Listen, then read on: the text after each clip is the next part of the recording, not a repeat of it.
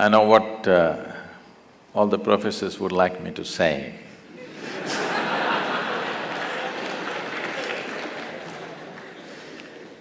The wise way is you must be focused on your academics, that's all the concern is. But we must look at this. All life on this planet, anything that you take, a worm, an insect, a bird, an animal, a tree, or a human being, the only thing that every life is aspiring for is, it is trying to become a full-fledged life. An earthworm is trying to be a full-fledged earthworm. A grasshopper is trying to be a full-fledged grasshopper. A mango tree is trying to be a full-fledged mango tree. So is a human being. Only thing is, we know what is a full-fledged earthworm, we know what is a full-fledged grasshopper, we know what is a full-fledged everything, but we do not know what is a full-fledged human being. Doesn't matter what you do, somehow seems inadequate. No matter where you get in your life, you will see there is one more thing to do. Never does a human being come to a place where he thinks this is it. That only other people say when you're dead, this is it. So, the essential nature of life, not just human life, every life is, it is longing to become a full-fledged life. So is a human being. So wherever you may be in your life right now, you want to be something more. If that something more happens, you want to be something more. If that happens, something more. You will see whatever your aspirations right now as students, suppose all of them get fulfilled within the next 1 year, you will immediately see you will have another aspiration. If everything that you want gets all fulfilled by tomorrow morning, you will see you will have much more things to do, because the very nature of being human is such, you always want to be something more.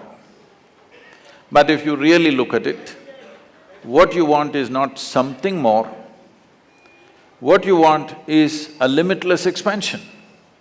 Even if I make you the king of this planet, don't look at me hopefully, huh? I will not make such a blunder. But suppose we make you the king of this planet, do you believe you will be fulfilled? You will look at the stars. If you have this planet in your hands, you will look at the stars. If I give you one galaxy, you will look at the next galaxy. This is the nature of the human being. There is something within us which is always longing to become boundless. But in most human beings, because of their fear of suffering, they think that if they desire for something and it doesn't happen, they will suffer.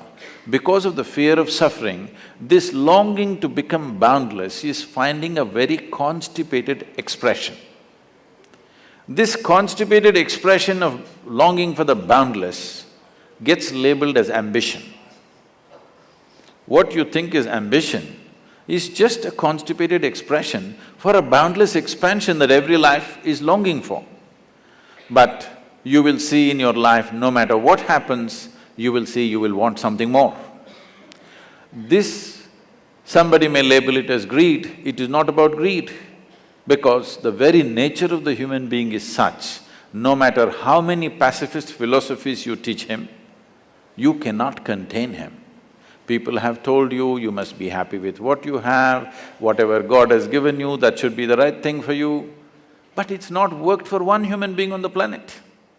It only works either when you're very sick or very old. Otherwise, if you have little energy coursing through your body, you want to do something more. So it's not more. A human being, there is something within you which doesn't like boundaries. If I imprison you in a 5x5 cubicle, you will feel terribly imprisoned. Then we will liberate you tomorrow into a 10x10 cubicle. You will feel wonderful for a day, but again you will feel imprisoned. The next day we will release you into a 100 by 100 cubicle, you will feel really great, but in 3 days again you'll want to break that boundary. It doesn't matter where I set the boundary, the moment you become conscious of the boundary, you want to break that boundary. This is the nature of the human being. So there is something within you which does not like boundaries. So if you do not like boundaries, what should you seek? That's a question. As long as you live in the physical nature of the existence, the very nature of physicality is a defined boundary. Only because there is a defined boundary, physical is possible. We can call this a physical body because it has boundaries. If I pull out all the boundaries, this will not be physical anymore. So somewhere, unconsciously, every human being is wanting to touch a dimension beyond physical nature. If you touch a dimension beyond the physical nature, then we use the much maligned and corrupted word called spirituality. Spiritual means not looking up or looking down. Spiritual means your experience of life has transcended the limitations of being physical. Something more than physical is happening to you. This means you are on the spiritual process. So this longing is there in every human being. So essentially, what you do in your life, our activity is not about us. Activity is about the world that we live in. Today, you're here in 21st century, so you guys are in IIT.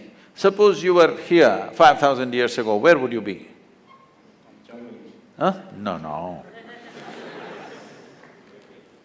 You know, 5,000 years ago, they were talking Mahabharata, Ramayana, so you would be in one of those armies trying to shoot an arrow. You can't shoot anything. You would try to learn to fight with somebody in a sword or something else of the day. I'm saying, your mind, your application, your fulfillment in activity would be all that type of activity relevant to the times. Our activity is always about the times in which we exist. It's not about us really. What times do we exist? What is most needed right now? That's what we do. But how to be is the question. If it comes to how to be, there's only one way to be, that somewhere in every human being there is a longing to expand beyond physical limitations. This is happening in 4 different ways. If it finds a very basic physical expression, we call this sexuality. You're trying to expand the boundaries of who you are. What you are not, you're trying to include as yourself. This is what sexuality is. If it finds an emotional expression, we call this love. Once again, something that is not you, you're trying to make it a part of you. If it finds a mental expression, it gets labeled as ambition, greed, conquest, or simply shopping.